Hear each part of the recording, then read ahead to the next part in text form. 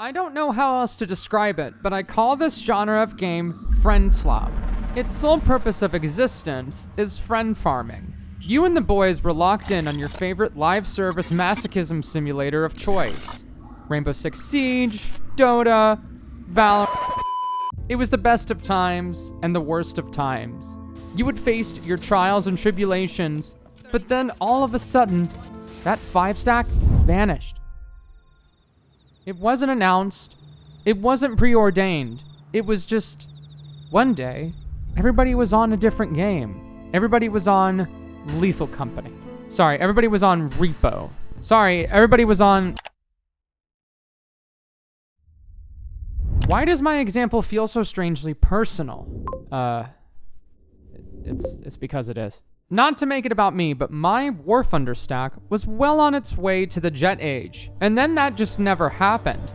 And it's not that I blame friend-slop games, or more specifically open-ended co-op survival games that are often developed by an indie studio with no particularly set win condition.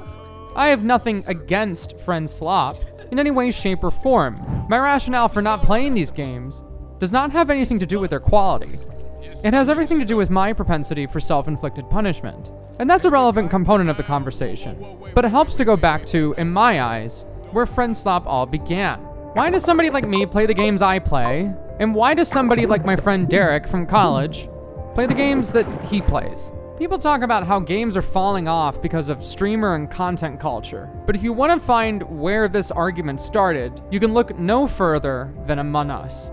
Or 2020 more specifically. For the 5 people watching this that haven't heard of Among Us, this is the part of the video where I explain how the game Among Us works. You see this little astronaut guy? That's you. And there are a bunch of little dudes that look just like you, and can do a lot of the things that you do, like fix the light switch, fix the electrical wires. But one of them is not like the others. One of you is an imposter. And like the sniper from Team Fortress 2, they have a plan to kill everyone they meet. Imposters can viciously gut the life from their fellow unsuspecting crew members, as well as sabotage the map. The crew's job is to find the imposter and eject them out of the airlock. You do this by calling a vote at an emergency meeting, which can be triggered at any moment at all, or when you find a dead body. Fun twist, the imposter can report their own dead body, and if they're convincing enough, concoct a whole story blaming a fellow crew member for said dead body in the first place. In short, Among Us was a game about deception and people. A game about the steps somebody can take to be convincing. It's basically The Thing in space, with cute little astronauts. The gameplay isn't anything too crazy, it was capable of running on a potato, and you could fit a lot of people into a given game.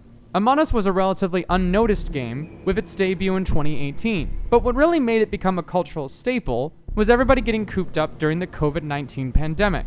It made the venture to go out and make an indie game worth it for its studio, Innersloth, a small group out of Washington State. This game was something deeply human. It was a human game at a time where everybody desired connection. The way that you play Among Us probably says a lot about you as a person. It invited emergent stories and spontaneity with your friends that revealed a lot about them. It had all the variation of a party game with the brainy, deductive fun of a savvy board game. And while there were clear winners and losers, it wasn't like losing a heated game of live service comp shooter number 45. Now, dare I tell you, while Among Us was getting popular, live service comp shooter number 46 was well on its way. While Innersloth got the Game Award for Best Multiplayer Game in 2020, on the other side of Planet Gaming was Warzone. Warzone was a riff on an already streamed-to-death game genre, the Battle Royale genre. This kind of FPS gaming was popularized by the shrouds of the era during the PUBG days. Warzone was Call of Duty's take on this formula, making an effort to strike while the iron was hot on Battle Royale in general. They had tried with Blackout just recently, but this was a new attempt at doing that with a Modern Warfare IP reboot. PUBG had its day, but it was on the decline by now, and other games like Apex Legends had already proven you can make the simple action of looting a chest not completely suck. I'm gonna f***ing lose it. Somebody clip this, bro. Somebody clip this. I'm uploading this to Twitter. I cannot handle it. Or like, why the f*** do you have a job? Why do you have a job? To say Warzone was a massive success is an understatement. The combination of Call of Duty brand recognition with the market timing of making a battle royale game gave it juggernaut status. Some claim that Warzone basically ruined FPS gaming due to how popular it was, and how much everybody wanted to emulate it. The problem therein, a lot of popular franchises ended up going the wayside, were weirdly attempting to copy the battle royale format, often to their own detriment. DICE tried an unsuccessful crack at it with Battlefield 5's Firestorm.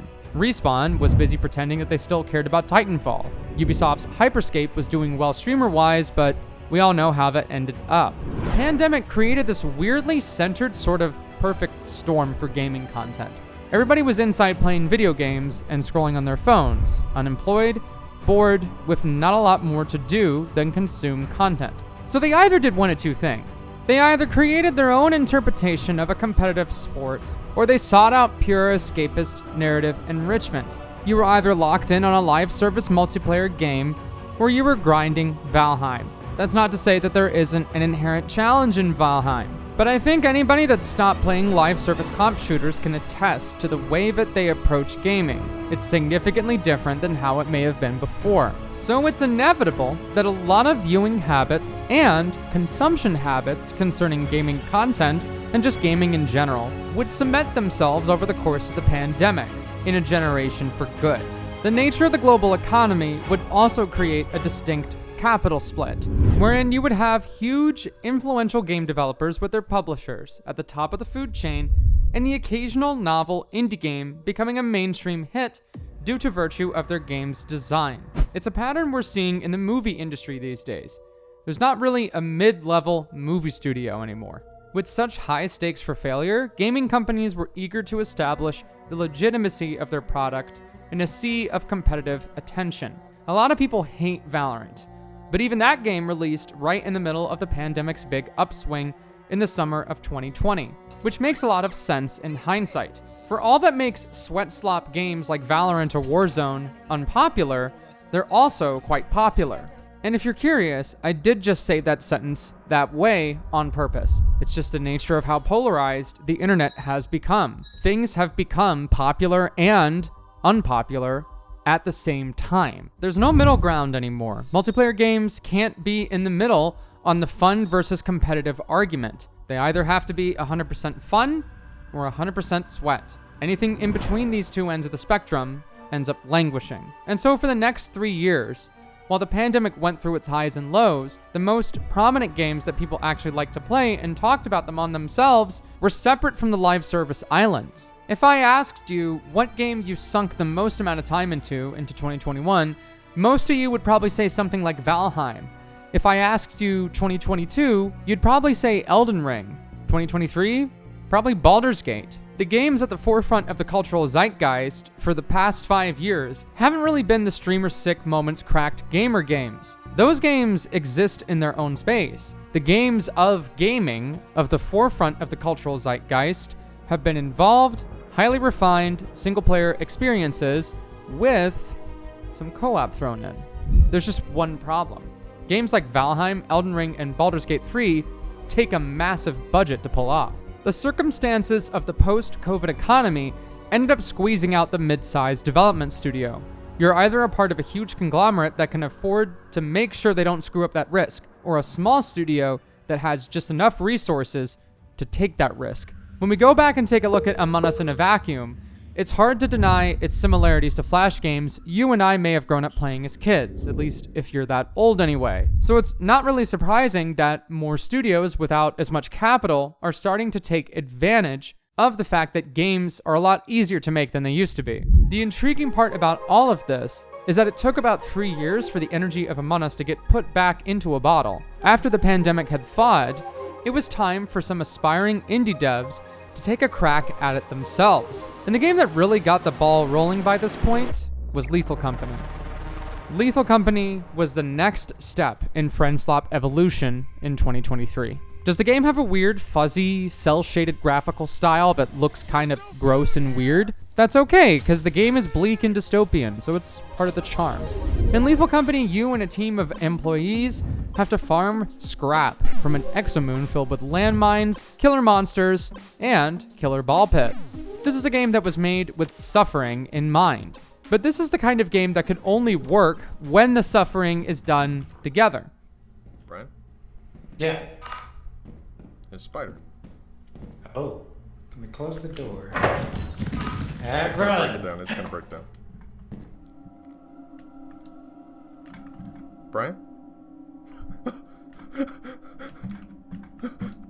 Oh my god. You aren't a unique special hero with a preset ability list. You are employee 523, and you better get this scrap back to your ship before the autopilot leaves the planet. There's no win condition. It's kind of like how COD Zombies was back in the day. Your goal is to survive for as long as possible until you inevitably get eaten alive or kicked out the airlock by your boss. No, I'm not exaggerating. In fact, a lot of these friend-slop games seem to follow a similar kind of thematic pattern. As Glenn Campbell once put it, I am a slopman for the county, and I slop the main road, searching in the exomoon for another killer monster. You're not special, you don't get a cool prize for gamering more than the other gamers. The punishment is death, there's no redo, game over is game over. Why would anybody want to play a game like this? This sounds miserable. Have you played Valorant? Also, on a slightly unrelated note, have you read the news lately? Misery loves company. According to the Pew Research Center, during the stretch from 2023 to 2024, American views on the nation's economy were clearly bad on average, and the percentage of Americans who say that their personal financial situation is in excellent or good shape is about 41%, less than half. Additionally, as of late, most Americans feel that they are more or less locked into the jobs that they have right now. A lot of Americans feel like they have job security, but they don't really feel like they can leave their job. That's a pretty significant attitude change within a short amount of time, one that factors in a distinctly negative attitude for working America. And to me, it's not any wonder why a game like Lethal Company more or less invites people to make light of the mundane and often ridiculous circumstances concerning their jobs as well. When something dumb happens at work, it's annoying. When something dumb happens in a video game meant to make light of work, it's funny. Like I said, Lethal Company has no win condition. The win condition is laughing at your friend jump into a murdering ball pit. Anyway, a year later we got Content Warning, which is essentially a game about filming your friends subjected to embarrassingly horrifying fates. This game was even more on the nose about the whole approach of content farming, spooky monster eating your friend alive moments. For the purpose of this video, I will shamefully lift clips from my old college friend's Discord, who regularly invites me to play friend-slop games like this, to which I always decline. Let's get in there and find that cause of that gelatinous noise. Where'd he go? Where'd he go? Kyle! Flashlight?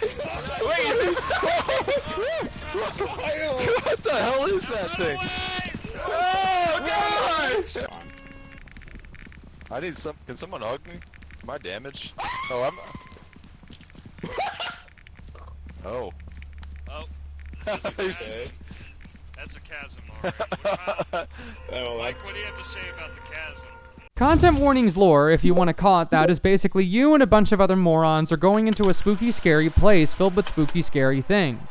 You record the interactions, quite literally, in a game, with the goal of uploading the clips to SpookTube. But I think this was also a smart way to encourage people to post their friends getting eaten alive by monsters in Discord, in an efficient and easily shareable way. Repo, which came out in 2025, follows a similar format of goofy-looking robots going through spooky places to gather as much stuff as possible via proximity chat-enabled shenanigans. I think there's a reason people tend to lump these games together as far as you can tell. But there's no denying that the Lethal Company formula was wildly successful to spawn so many imitators in its wake.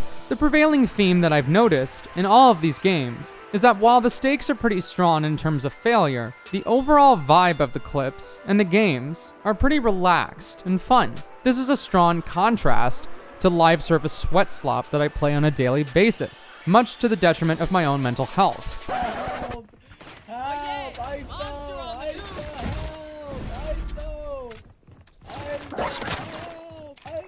I'm blind, dude, fuck! You're smoked off! I mean, how many times have you had a situation like this in a sweat slop game? The person complaining clearly could have done some things differently to keep the bad situation from developing, but they just blame it all on you. Huh? Trying to get you I out. portal into Kieran's building. Why would I portal into a building where a fight is happening to get you out? To No, res- he wasn't in a fight. Yeah, he was. Does that sound fun? Does that sound like work? You get enough of that at work. Why does it seem like the people who have the most time for sweat slop happen to be high schoolers and unemployed people?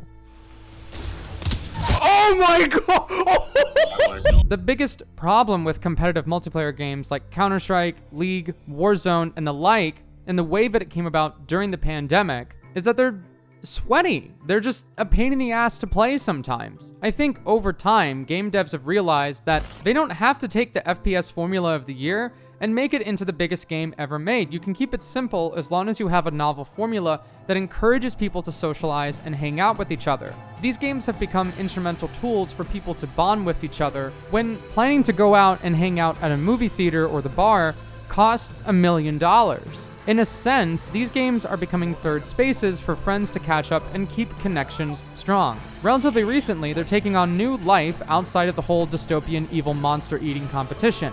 There's a game about climbing up a mountain with your friends, and there's another game about climbing a mountain, I think, with your friends, but it's like you're these little guys and there's like puzzles or something. My overall point is these games seem to be taking an important stance, not a stance against sweat slop per se, but an alternative to sweat slop and what it entails, the feelings that those games entail. Utilization of gaming as a means for social connection rather than competitive showmanship.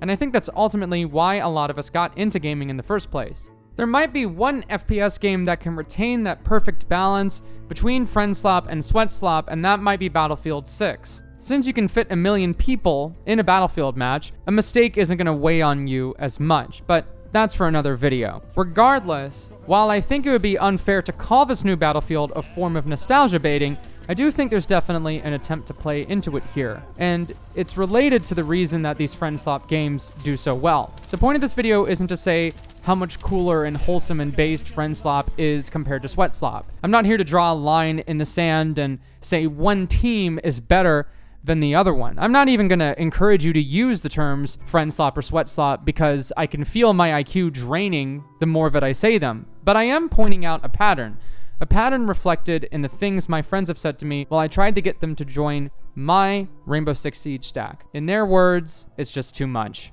Thanks for watching. Subscribe to Couch Co-op for more video gaming essays like this. I'll see you all in the next one. Deuces.